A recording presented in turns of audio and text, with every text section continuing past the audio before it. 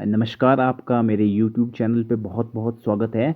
Video देखने से पहले अगर आप मेरे चैनल पे नए हैं तो चैनल को सब्सक्राइब कर लें और वीडियो अगर पसंद आए तो वीडियो को लाइक ज़रूर करें। तो आज जेबीटी का एंट्रेंस एग्ज़ामिनेशन जो हुआ, उसमें आप लोग जैसा जानते हैं कि 4 सेक्शंस होते हैं, general Hindi, general English, general knowledge और मैथमेटिक्स।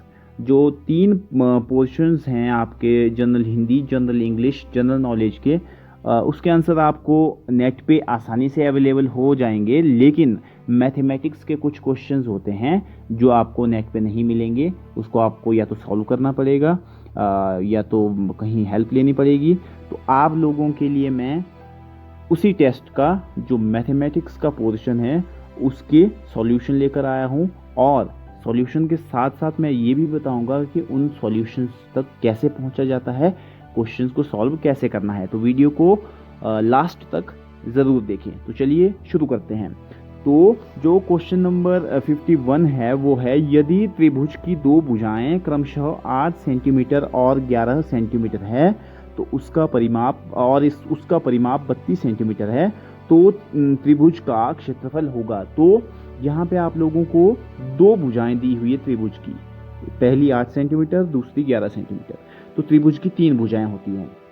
तो ये जैसे आपके पास एक त्रिभुज है, इसकी एक भुजा 8 सेंटीमीटर, दूसरी 11 सेंटीमीटर है, ठीक है। तीसरी भुजा आपको नहीं दी गई हुई है, लेकिन उसके बदले में आपको परिमाप दिया गया हुआ है, वो है 32 सेंटीमीटर का, ठीक है। तो परिमाप क्या होता है? परिमाप होता है ये जो तीनों भुजाएं हैं, इसकी लंबाई को जब आप जमा करेंगे तो आपको त्रिभुज का परिमाप मिल जाएगा, ठीक है। तो यहाँ पे क्या है, जैसे हमारे पास परिमाप दे दिया है 32, ठीक है। तो मान लो हमारे पास जो भुजा नहीं दी है वो है a प्लस जो भुजाएं दे दी है 8 जमा 11, ठीक है। 8 अब यहाँ से 32 तब है a प्लस 19, और a कितना आएगा यहाँ से 19 इस साइड जाएगा, तो 32 में से 19 गए 13। तो हमारे पास जो तीसरी भुजा है वो आ गई 13 सेंटीमीटर, ठीक है। तो अब हम लोग हीरोन्स फार्मूला, आप लोगों ने जो पढ़ा हुआ है हीरोन्स फार्मूला, उसका उपयोग करते हुए हम लोग इस त्रिभुज का क्षेत्रफल निकालेंगे, ठीक है। तो हीरोन्स फार्मूला क्या होता है? हीरोन्स फार्मूला होता है area equal to √ s into s minus a, s minus b, s minus c। ये होता है हेरोन्स फार्मूला, जिसमें s क्या होता है? सेमी पेरीमीटर, मतलब परिमाप का आधा, ठीक है। तो सबसे पहले हम s को निकालते हैं। तो हमारे पास s कैसे निकलेगा? परिमाप है हमारे पास 32, जैसा मैंने बोला सेमी पेरीमीटर होता है, इसका आधा बचा 2, तो ये हो गया 16 सेंटीमीटर। s हमारे पास आ गया 16 सेंटीमीटर। a b c जो कि त्रिभुज की भुजाएं हैं वो हमें दी हुई हैं, उसको हम निकाल लेंगे अब। जैसे s, तो s कितना है 16, s माइनस ए, 16 माइनस ए है हमारे पास 8 सेंटीमीटर, 16 माइनस बी है हमारे पास 11 सेंटीमीटर, और जो हमने तीसरी भुजा निकाली थी वो निकाली थी 13 सेंटीमीटर की, ठीक है।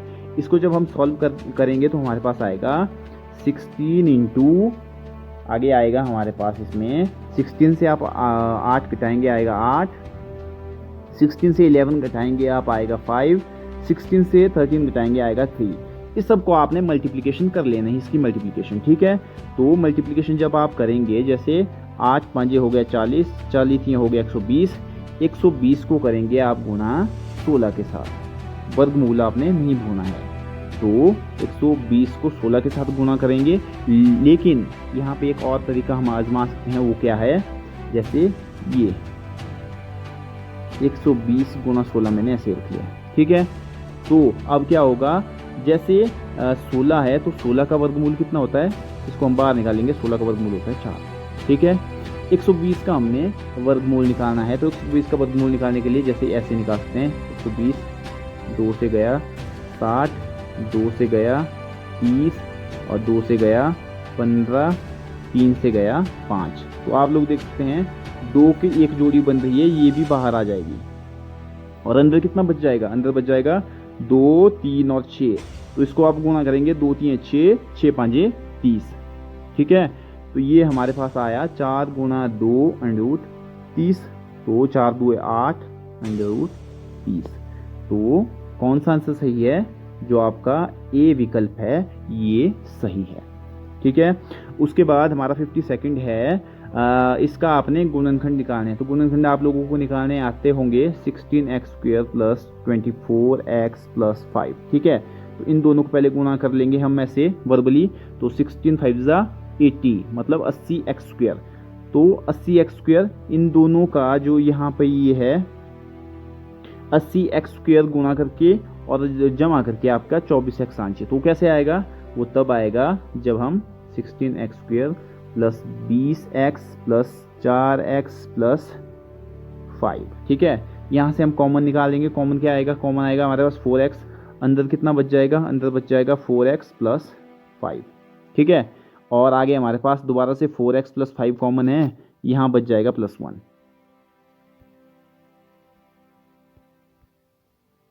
ठीक है, तो ये हमारे पास 4x प्लस 5 और सेकंड हमारे पास कॉमन बचा था 4x प्लस 1।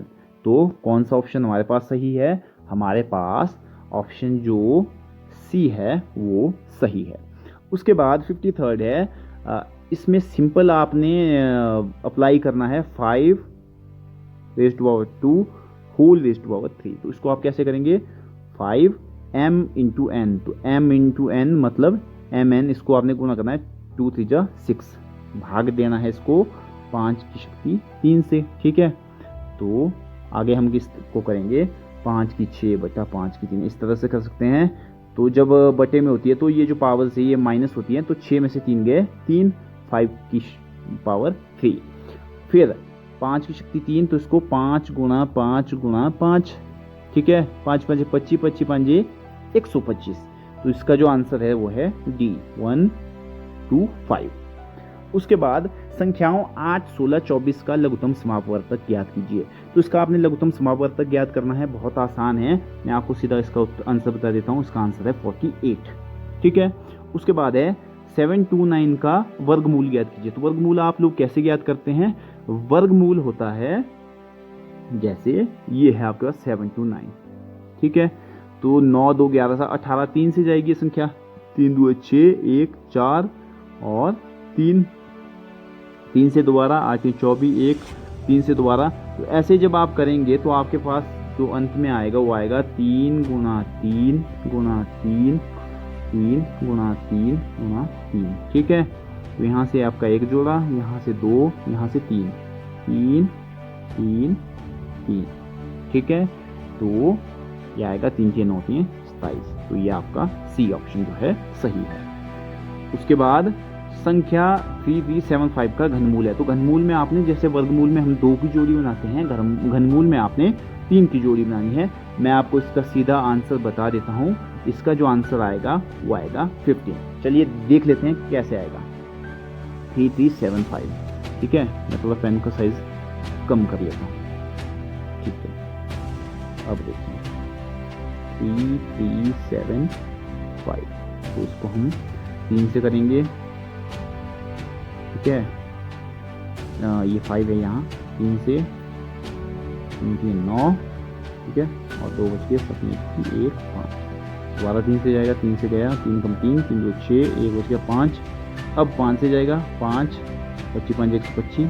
दोबारा जाएगा 5 से और 5 बच गया। देखिए यहाँ से 3 5 और 3 3, जैसे ये है 3 गुणा 3 गुणा 3 5 गुणा 5 गुणा 5। ठीक है, तो यहाँ से 3 से 1 जोड़ी 3 की, यहाँ से 5 से 1 जोड़ी 5 की। तो ये आ गया हमारे पास 3 5 15। तो इसका जो घनमूल है वो कितना है? 15 है। ठीक है, उसके बाद है 10 19 माइनस a। तो ये सिंपल आपका ट्रिग्नोमेट्री का फॉर्मूला है। इसका आंसर आता है cot a। ठीक है, उसके बाद है शंकु का वक्र पृष्ठीय क्षेत्रफल का सूत्र है। तो शंकु का वक्र पृष्ठीय क्षेत्रफल कितना होता है? शंकु का वक्र पृष्ठीय क्षेत्रफल होता है πr/l। ठीक है, एक वर्ग की भुजा अगर 8 सेंटीमीटर है तो उस वर्ग का परिमाप, तो वर्ग का परिमाप क्या होता है? वर्ग का परिमाप होता है 4 गुणा भुजा। ठीक है, तो भुजा मेरे पास 8 सेंटीमीटर है, तो 4 गुणा 8 वर्ग है 32 सेंटीमीटर। ये है इसका सही आंसर। उसके बाद आपका क्वेश्चन नंबर 60 है 2^0 मल्टीप्लाई बाई 3^0 मल्टीप्लाई बाई 4^0 का मान है।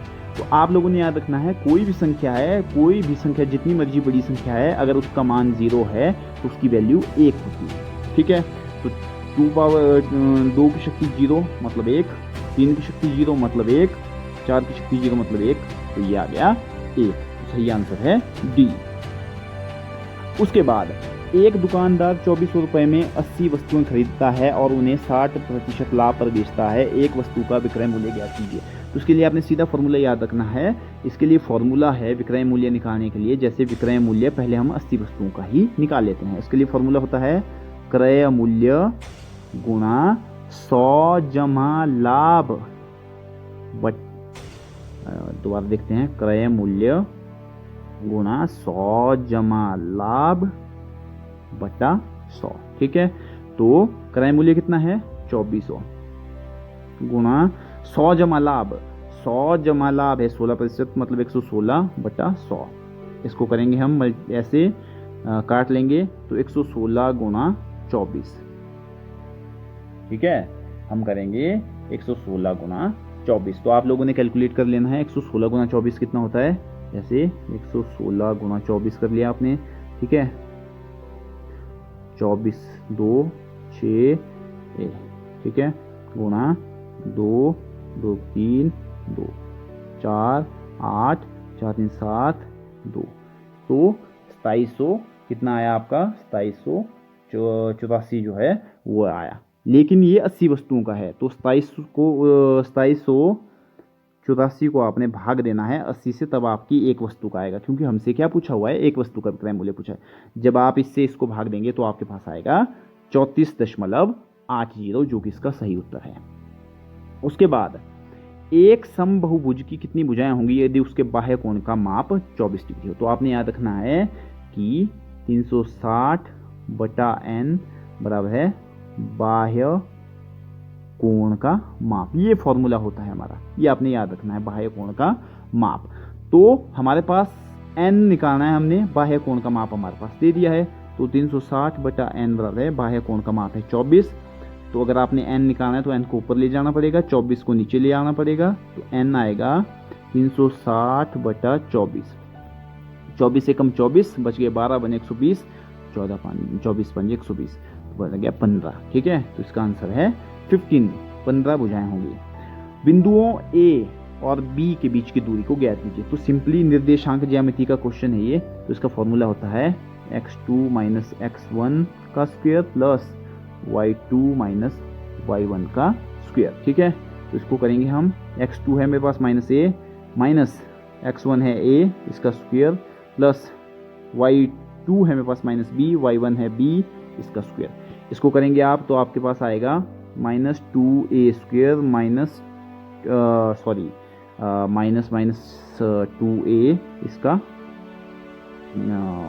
देखिए थोड़ी गड़बड़ होगी, जैसे ये था -a, ठीक है, इसका स्क्वायर प्लस -b का स्क्वायर, यह आया -2a का होल स्क्वायर आएगा। ठीक है, -2b का होल स्क्वायर। इसको जब आप सॉल्व करेंगे तो ये आएगा 4a square plus 4b square. 4 आपने कॉमन ले लिया तो 4a square plus b square, ऐसे। अब वर्गमूल के बाहर ले जाएंगे तो इसका आएगा 2, अंदर हमारे पास रह जाएगा 2a square plus b square, ये अंडर रूट में रह जाएगा। हमारा जो सही आंसर है वो है डी। ठीक है, उसके बाद 7 मीटर ऊंचे भवन के शिखर से एक केबल टावर की शिखर का उन्नयन कोण 60 डिग्री है और इसके बाद का अवनमन कोण 45 डिग्री है। टावर की ऊंचाई को आप लोगों ने क्या करना है, टावर की ऊंचाई को आपने ज्ञात करना है। सबसे पहले इसकी डायग्राम बनानी आनी चाहिए। जैसे ये है आपके पास, मान लीजिए कोई भवन, ठीक है, और ये जो भवन है इसके शिखर से एक केबल टावर है, उसके शिखर का जो उन्नयन कोण है वो है 60 डिग्री। ठीक है, मान लीजिए ये यहाँ से शुरू होता है आपका केबल टावर, और ये जो इसका यहाँ का जो अवनमन कोण है ये है 45 डिग्री। ठीक है, तो ये 45 डिग्री है। आपने क्या निकालना है, आपने इस केबल टावर की क्या निकालनी है, आपने ऊंचाई निकालनी है। ठीक है, ये इसके भवन पे बना हुआ है, इस भवन के जो टॉप है उस पे केबल टावर बना हुआ है। तो इसको निकालने के लिए सबसे पहले आपने क्या करना है, मान लीजिए जैसे ये है, ये तो 7 सेंटीमीटर की 7 मीटर की है। ठीक है, आप इसको मान ले पी क्यू आर। सबसे पहले आप इसको निकालें, ठीक है। तो आपके पास ये परपेंडिकुलर दिया हुआ है, बेस आप लोगों ने निकालना है, एंगल आपके पास 45 डिग्री दिया हुआ है, इसके साथ वाला कोण, ठीक है। तो कैसे निकालेंगे, तो आपको पता है कि टेंजेंट 45 डिग्री कितना होगा, वो होगा, जैसे हमारे पास डायग्राम थी, तो परपेंडिकुलर अपॉन हमारे पास बेस नहीं दिया हुआ है, बेस हमारे पास नहीं था उसका, ठीक है। तो टेंजेंट 45 कितना होता है, 1/7/b, ठीक है। तो मतलब बेस आ गया मेरे पास, कितना आ गया, 7 आ गया मेरे पास बेस, ठीक है। अब एक बार दोबारा से डायग्राम को देख लेते हैं। डायग्राम हमारे पास कुछ इस तरह से थी, ये हमारे पास डायग्राम इस तरह से थी, ये 60 डिग्री का है ना, ये 45 डिग्री का हमारे पास कोण था, ये हमारे पास 7 आ गया, ये हमारे पास 7 आ गया, ठीक है। इसको हमने h मान लिया, तो ये इसके सामने है, मतलब ये भी 7 है, ठीक है। तो इसको किस तरह से करेंगे हम लोग, इसको करेंगे अब हम लोग, जैसे आपने अब क्या निकालना है, h निकालना है यहाँ से, ठीक है। तो h को कैसे निकालेंगे आप, ये तो हमारे पास कितना आ गया, इसके सामने है तो 7 आ गया, ठीक है। तो इसको हमने लिख लिया, टेंजेंट 60 डिग्री बराबर है, तो हमारे पास क्या नहीं है, हमारे पास ये जो h है ये नहीं है, बटा बेस हमारे पास ये आ गया है 7। टेंजेंट 60 होता है √3 बराबर है h/7, h आ गया हमारे पास 7√3, ठीक है। ये आ गया हमारे पास h। तो हमने निकालनी है अब इस केबल टावर की पूरी ऊंचाई हमने निकालनी है, कितनी है ज़मीन से। तो कैसे आएगी, 7 यहाँ तक है और ये h कितना आया, 7√3, ठीक है। तो 7 कॉमन आ गया, अंदर बच गया 1 जमा √3, ये हमारे पास इसका सही आंसर आ गया ये। उसके बाद है ए पी 3, 8, 13, 18 का कौन सा पद ये है। तो आपके पास फॉर्मूला होता है ए एन बराबर a+n-1 इंटू डी, ठीक है। ए एन हमारे पास आया है 78, ए होता है हमारे पास फर्स्ट जो पद है, ठीक है, वो है 3 + n-1, n हमें निकालना है -1 इंटू डी, डी मतलब कॉमन डिफरेंस, 8 से 3 गए 5, ये हमारे पास डिफरेंस है।